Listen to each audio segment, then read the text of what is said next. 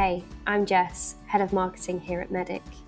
I originally wanted to share a video with you all to celebrate International Women's Day on March 8th that was a small snippet into the different roles within the sales industry for women.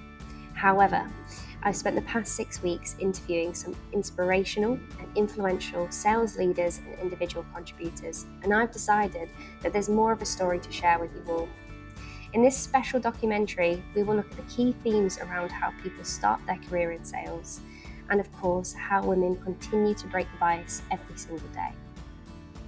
I believe it's on us as an industry to bring more women into sales, and I think a good starting point to do this is to raise awareness, and of course, raise awareness on how rewarding the industry can be for all, but specifically for women. So settle down, get comfy, and prepare to be inspired. I'd also like to say a special thank you to every single guest that took part. Thank you for being so honest in your interviews. Thank you for sharing your stories with me. And of course, thank you for sharing your stories with everyone who's about to watch this video. I hope you like it as much as I do. Thank you.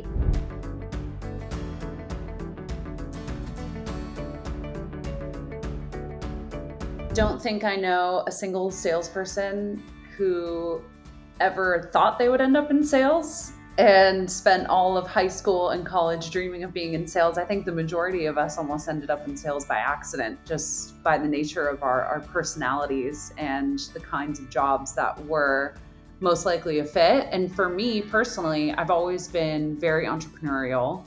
I'm super A-type, very interested in metrics. I love my performance being measured.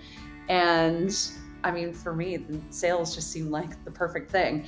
I thought that sales was a dirty word, and I thought that a salesperson was a dishonest, disingenuine type of person that would covertly convince someone to do something that they didn't want to do. And their talent lay in sort of getting one past the client. And that stood against everything that was at the center of my purpose.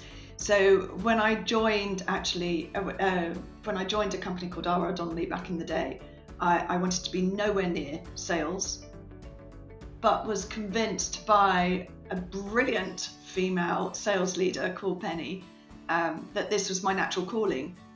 And what I was a people pleaser.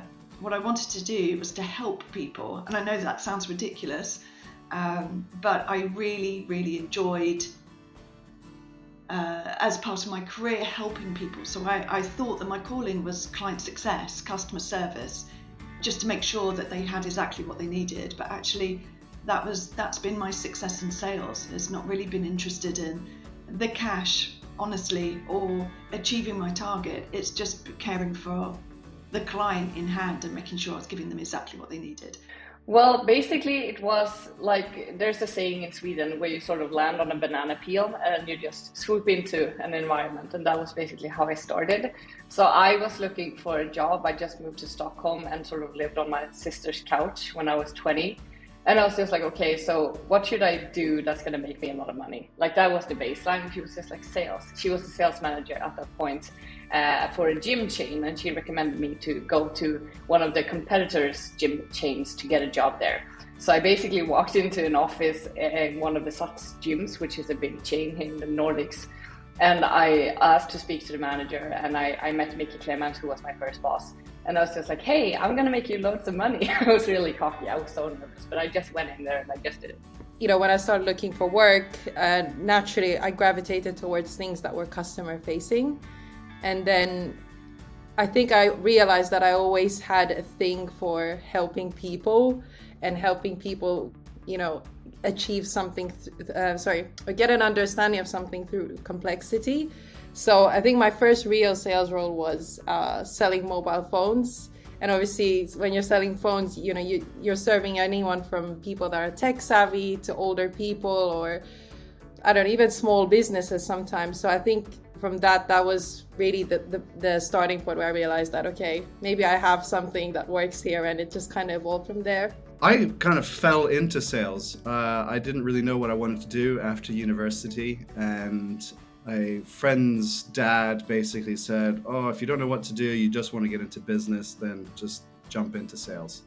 And so he felt I had the right personality for it. It was quite a long time ago. The world of business and sales was very different back then.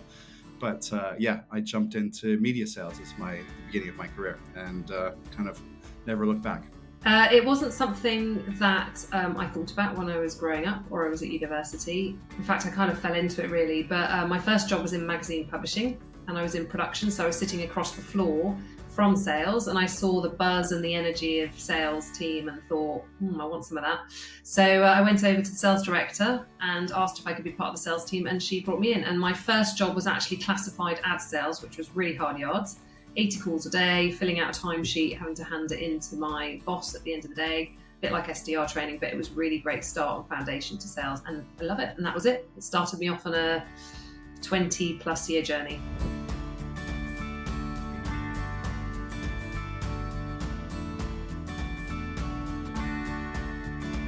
I get inspiration from a lot of people around me, and I think that when I think about professionally, I don't think that I have to be.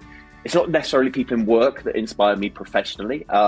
My wife and daughter are massive inspirations for me. My wife had cancer 6 years ago, and it taught us a lot of life lessons. And sure, that inspires me, that how strong she was going through that, but also she's a counsellor and a therapist, and that inspires me, that having someone around me that is such a good listener and so empathetic with people and very caring. And I think it actually impacts my leadership style a little bit, and it's inspired me to be a better listener and more empathetic with my leadership. My daughter is a massive inspiration for me. I mean, she's our golden girl, if you like. Took us 7 miscarriages together, so she's bound to be spoiled basically, but she's diabetic, and so she has to inject herself a minimum of 4 times a day. She has to test her blood all the time and all of these kind of things, and she just gets on with it. And talking about dealing with adversity and coping with stuff, a 15-year-old girl having that is really tough. And so she is a big inspiration for me, and always, if I stop moaning about anything, I always stop straight away thinking about what my daughter goes through. But also, in a work environment, I would say that I get inspiration from a lot of people around me, whether it's somebody, an SDR that gets off a call and who's just smashed it after being terrible on the first call and stuff like that. I think that I find a lot of people inspiring, and it's great to feel like that when you've got people around you, to be inspired by people every day, and that's what I love. I would say I'm really surprised by the caliber of people each day that I work with. And being as I'm a new leader, I'm still learning quite a lot. So for me, the caliber of the people and the way that they do things, who in my direct network around me, that's probably what makes me want to do the best I can. Probably sounds cliche, but a lot of the inspiration that I have comes from my own mom. And my mom, I'm a daughter of immigrants, first generation Canadian.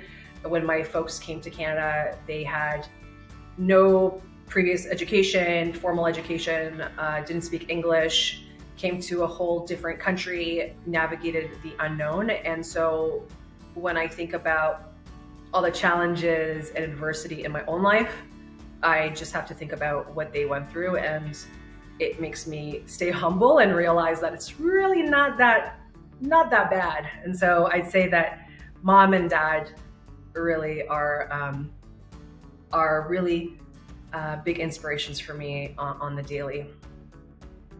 I've always been really inspired by other women that I've worked with, and they would kill me if I said this, but it's always nice to have examples of older women who are farther along in their career, who have families, have children, and are able to show up not just as a part-time professional or part-time salesperson, but like just be absolutely bossing it and managing to do that and, raise 3 kids. And it's especially pertinent for me because I'm 5 months pregnant, and the idea of becoming a stay-at-home mom or fall behind in my career is just absolutely terrifying. So I love seeing examples of women who have done that successfully. I would say one of my former managers inspired me the most. He was really about selling in the way that it really benefits the prospect or the customer you're selling to, and really listening to them, understanding what is actually that their pain and so on. And he was really about making it human to human and not so much about like, oh, you just need to hit your numbers, but you really need to sell to another person, and it's just people talking to each other, and that was really inspiring. Famous women leaders that have inspired me along my journey, but really the people that inspire me are especially women leaders and just women in business. They inspire me on a daily basis. We've come so far as women in business, and especially in women in sales, and there's still relatively very few of us. But those that are doing it in style, and they're doing it with purpose and kindness. So there's been clients who have inspired me, mostly women, because it's a typical specific step when they come into that kind of management role or come up in that level in the organization. Many people, but I think from the female side, it's really important for me as I progress in my career to have a female leader that I can inspire to. And so the one that I'm thinking of at the moment is Melissa Di Donato. She's someone I hugely respect for a number of reasons. She's broken through loads of barriers, being the first woman female CEO of SUSE, which is the largest open source tech company. And she's also the first woman to take that company, multi-billion euro company, public on the Deutsche Börse. She's a huge advocate, as you'll see on the circuit, for female mentorship and support. She's also set up a charitable foundation called Inner Wings, which I'm a volunteer of actually, which offers free programs to schools that focuses on building confidence in girls from ages 6 to 14. And that's really about getting to the grassroots of the problem. I often see women coming into the workplace who lack as much confidence as their male counterparts. And actually this is getting to the grassroots of the problem. So working with schools when they're earlier on, because those tend to be the years when confidence is eroded. So Melissa is my choice, and she has inspired me to mentor and also work within the community with upcoming female executives.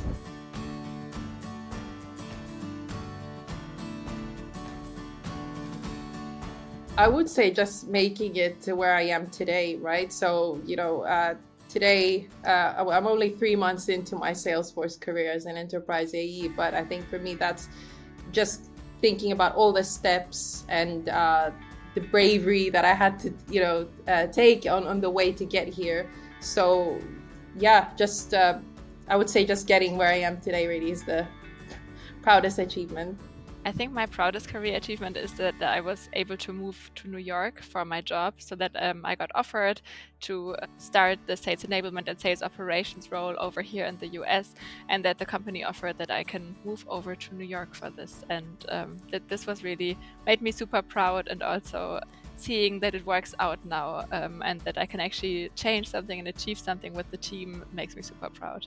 President's Club at 18 when I was in my first year of sales. I think I was the youngest ever person to make a President's Club at Quest Software at the time.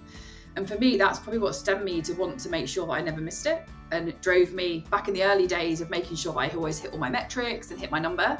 Because I felt so lucky to be in the Bahamas. I was 19 at the time, 19 years old, loads of high achievers all around me. And I just found it really inspirational, right? Like hearing about, how these people had come to be where they were. So probably proudest career was becoming a President's Club winner at 18. When I was at LinkedIn, I defined a go-to-market narrative for a new team of selling to a specific market. And I tested it in the UK with my team that I built. And then I ended up rolling it out globally and traveled to actually train other people in other regions, and won a global award for it at kickoff for doing that. That's a very proud moment, but one thing that actually beats that was is what I'm really proud of what I've built at Salesloft, the culture and the people that we have at Salesloft. We took them all to Barcelona for a couple of days, and there was the whole of the EMEA organization, and it was just I was so proud to look at them, and they were all mingling. You couldn't tell who was in what team. It wasn't one team here, one team there. It was just a mix of people that act as one team. And I would say that I'm very proud of the culture we have built and what we built at Salesloft. If you'd asked me this a year ago or maybe 2 years ago, I would have said it was a massive deal that I did, or it was being recognized for my achievements within sales. But in all honesty, the biggest, career achievement for me was last year having the fantastic privilege of mentoring, coaching and champion 21 amazingly talented Salesforce women through the Women in Sales Awards process. I felt hugely honored to be pushing and championing and supporting them to really showcase their talents. I think it's one thing as women, we are a little bit modest about celebrating our achievements. And for me, on the night, being in the audience at the table and watching all of them get up on stage and collect their award was honestly the most proudest achievement that I have to date. I think I'm going to talk about personally one, and then there's a number of milestones that have happened in my career, but I think there's one that at the beginning of my career, the second job I had, where I joined a US financial services sales company, very male dominated. First 2 weeks went to SCO in the States, was really excited and saw someone had won the Global Rookie of the Year. I thought, I want to do that next year, I want to win that. So I did, and I was really proud of my first year. I brought in $10 million of sales, and not only was I Global Rookie of the Year, I actually won #1 Rep of the Year in the whole of EMEA as well. So I was really proud of that. But beyond that, I think my greatest, proudest achievements have really come from what I have seen of the teams I've managed and the people I've managed. So whether that be smashing through their targets or quotas, or seeing them become amazing managers themselves.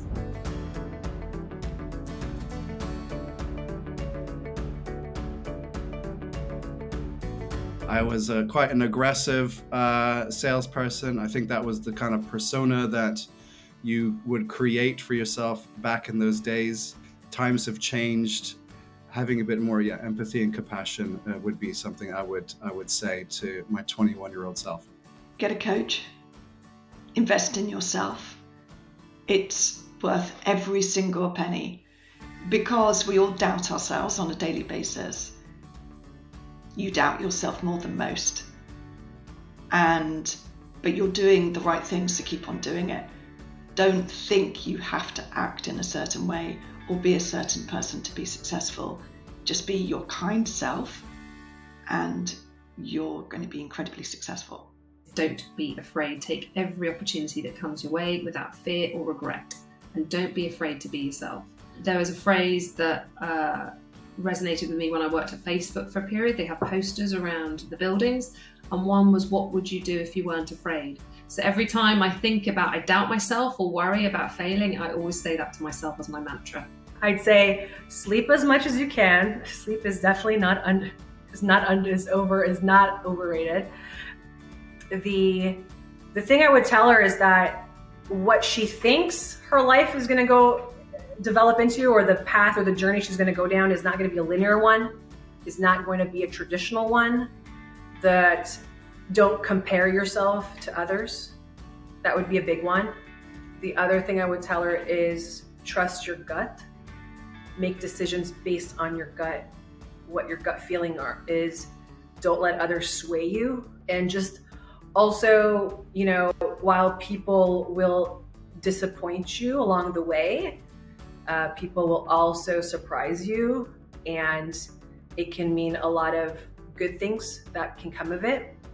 And just keep your head up, be resilient, adapt to things that come your way, and know that you're gonna live up to the expectations that you've set for yourself. So, basically, just go in whatever situation you're in, and just do you. Like, don't try to adjust too much to other people's expectations, because there will be loads of expectations from people who both know what they're talking about and people who don't know what they're talking about. So I think for me, it's always been, I've had a very clear path of ethics. What am I okay with doing and what am I not okay with doing? Which is something I feel a lot of salespeople or people in sales in general have a challenge with understanding. Where is my line of this is okay, this is not okay? And I think that one of the things that I had a tendency of doing in my early 20s and like mid 30s was basically just running into things based on, dopamine. And then I just sort of jumped into it. But just own who you want to be and just follow that guideline. It's like inner values, like figuring out what is your inner values in a more clear way.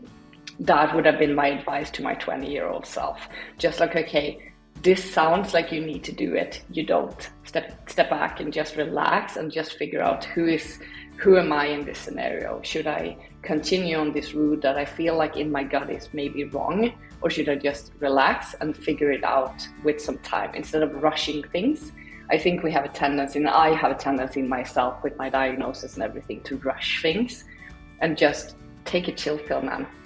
Relax, think about it, and figure out if this is for you or not. And we have again, I think especially junior salespeople, we have a tendency of, we want to move forward so fast. And for me, I've been in sales 18, 19 years now. I know this much about sales. Like, there's so much to learn, so much. I know so little, and still I know a lot, but there's in the baseline and in the scheme of things, there's so much more to learn. And I think being a bit more relaxed in the fact that you don't know anything, but you continue to dig to understand, you will grow in your competence, and just it will happen.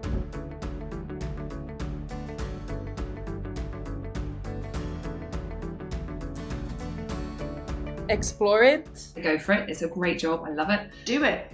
The industry has changed and the industry needs you. Go for it. Go for it. Do it. Just do it. I think this field is perfect for women because it was used to be so male dominated for a long time. People are actually super open to women in sales, and it's so refreshing for most of them that it's a woman talking to them. So I think it's a perfect field, and actually as a woman you can to some extent be much more successful because people don't put you in the box of typical salesman, but they are just so much more open, and as also customers will be more open to speak about their needs and so on, because they don't have so many stereotypes around women in sales. That's how I would see it. Such an exciting opportunity to be in the world of sales now. It's a fantastic career. Whatever preconceived ideas you have, forget, jump in. You will learn so many transferable skills that will set you up for life, be that in your career or your profession. Find a buddy. I have a wonderful pal called Mary Letson and another great pal called Emily Drew, and they really coach and support me every day.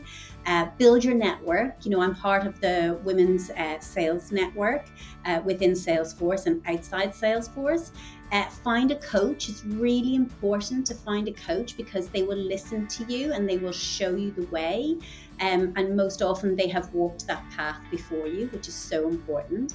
But also find a sponsor because you want somebody to back you. There's a recent report that I read actually. There's this sales compensation platform called Exactly, and they came out with a report and they said 70% of women reach their sales quota compared to 67% of men. So what I would say to any woman that's considering a role in sales, women are natural in sales. Be yourself and choose sales. Do it. Get into sales. I think that there's a misconception about sales, and I think that misconception is because of the brand it had a long time ago. And I think some companies and some teams are still like it in the culture that they might have, but I think that sales has changed a lot. And I don't mean this. It's wrong to put anybody in a box and say men are more this, women are more this. But I do think the more common female traits do align very well with modern day selling. We have to build trust. We have to deal with it. We have to sell with empathy. We have to understand them. We have to listen. And let's be honest, I think that those traits probably, we can say yes, females are more likely to have those traits than men. But I think in the past it was very much that it was a male-dominated environment because it was a really tough environment that it wasn't attractive. And I don't know what, but it's not like that anymore. So I just think that it would be great to have more females in sales. I would love them. I think it's great to have them in the team. There's lots of benefits to it. So, and if anyone is thinking of it, get in touch. I'd love to help. I'd love to hire as well. I want more in my team.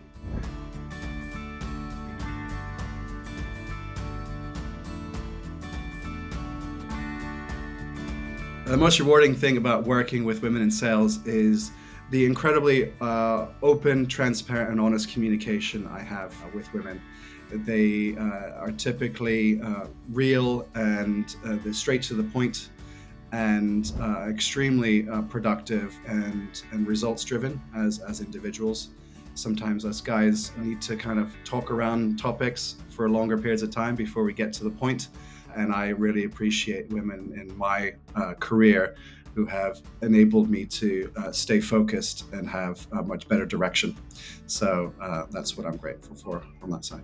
So many people. I'm just to pick out Leslie Dunn from Think Smart. She is incredible. She is just the straightest talking woman with so much experience. There are so many people that I would like to give gratitude to. I am exceptionally fortunate in my career to have had amazing female leaders that either I've aspired to be or have showed me the path. A lot of them have lifted me as they've progressed through their career. They've offered words of encouragement, they've given me guidance.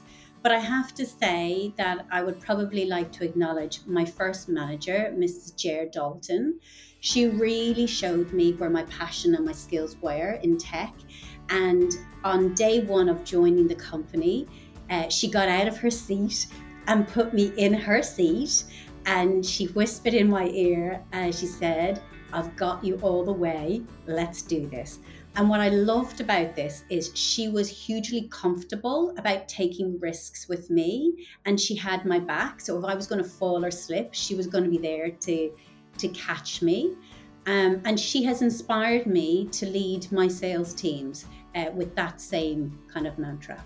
There's two individuals actually that come to mind. So one is a gentleman called Salvatore Schialdone. He used to be one of the leaders in a growth startup I worked for in London called OnTrack. And the reason I mention him is, I remember at that time I was looking up to him, this super business savvy guy leading the GTM strategy and all of that. But me, being really low in the company sort of org, he always had time for me, never made me feel like whatever I had to spar with him about or get ideas about was dumb. And I think people don't realize the effect when you sort of make people feel okay and you are that person that shows up for them, how much you give them that psychological safety and then allow them to just sort of blossom more. So he's definitely someone that paved the way for me in that sense. And then the second person is the CEO of the first tech company that I worked for here in Finland. So his name is Joonas Lehtinen. And the reason again for that is I started as a CSM and I think they saw the potential in me to become an AE. So I'm really grateful for them for giving me that opportunity, but also for them being coaches for me along the way and really helping me understand like complex tech sales. So there's a woman called Sarah Andrews who was MD of Merrill Corporation. I was there for a number of years. And the reason I'm grateful towards her is because she really encouraged me to make the leap from individual contributor to manager. And what she did was not only help me have the confidence to take that leap, she supported and embraced my difference in what was quite a male-dominated management team at that point. And she helped me believe in myself. She also really supported me on equal pay, making sure that I was getting the same as my male counterparts. And also in terms of equity, she really pushed for that. So thank her very much for that. Well, I've had some really great mentors along the way in my recruiting days also, but also in sales. I will say that as an organization, Ceridian was a career-defining experience for me. I was able to grow so much in my role, right? In knowledge and exposure, right, to different spaces and different industries and different teams across the business. And while I won't name names, I will say that there have been folks that have helped propel me further and get me to a point where I became more comfortable using my voice, people that, and they know who they are if they're listening, people that pushed me to not play small, right? To embrace the fact that I was capable, I was able, and that I could make impact. 22 years is a long time, and I've been around so many amazing people, but I guess I've got to I give gratitude to the people that got me to where I was when I started, right? So probably Maria Acuna, I think, who is now at HP or ServiceNow, and Simon Pearce, who was my first MD, because they took a punt on me 22 years ago. I had no sales experience. I was fresh out of school.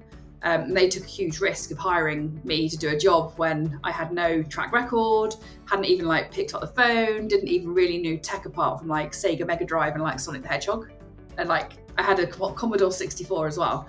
But, I was eager, I was coachable, I had good work ethic because I'd kind of had a Saturday job, but that was kind of it.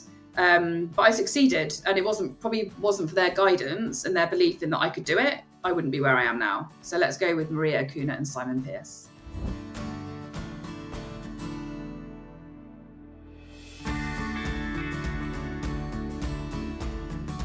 It's very easy to measure your performance.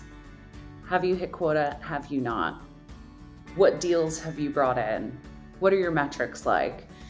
And that is extremely rewarding because I cannot imagine being in the kind of career where politics might affect, how people perceive the job that you've done. Teamwork is important, but being a part of a project team where your individual work might not stand out amongst others, it's so black and white, your performance in sales. And I think that not only benefits every individual, but for women in particular, I think it can be extremely rewarding because it's so easy to just point to your individual performance and say, hey, I hit 120% of my number. I'm just as good as this other guy. Or, have you noticed that all the top performers on your team are all women? It's very, very easy to prove that you're successful, that you're just as capable as any of the men in the organization or any of those other male AEs. And that I think is exceptionally rewarding to me. For example, it's really rewarding that you see your results so quickly, right? So you do something, you put something in and you see the results right away. So it's not always these long-term projects, but sometimes it's the small wins and really achieving something and seeing something every day. And in sales enablement and operations, it's also about really supporting the team and enabling them that they can give the best they can every day and making sure that they can do that. I don't consider myself a woman in sales. I consider myself a person in sales, if I'm honest. The most rewarding thing about being a person in sales is, for me, it scratches my itch. Because I just love solving problems and I love human interaction. So the combination of both means that I can go out into a market, ask loads of questions, and find out what our client's problems are, and then come back and solve them. And that is just incredibly satisfying. I believe it's celebrating the diverse ways that we sell as men and women. Most women I know will lead with empathy and partnership, which has allowed them to really, reap great rewards in terms of customer experience, success, and financial reward. When we are in sales, we are given a voice to address challenges that exist and to make a difference in a client's business for the better. There are people that I know that I went to school with that have gone on to have wonderful careers, wonderful jobs, government, etc., public sector, but not making the income that I've made over the years. There's that. And then with income, right, comes flexibility. Is that as a woman in sales, because we are kind of the minority, right, especially in complex tech sales, is that we actually inspire way more people than we know. And, like I said, I'm fairly new in my current company, so I don't know who I'm inspiring right now. But at least with my friends, I'm always so surprised when even women that are not in sales are, asking me about, they're considering sales. And, they really admire that, okay, wow, she gets to talk with the big guys and, the CEOs or, executives and things like that. So I think just remember that, sometimes we are also inspiring others. So it's not just the work that we're doing for ourselves, but yeah, we're touching way more people than we know.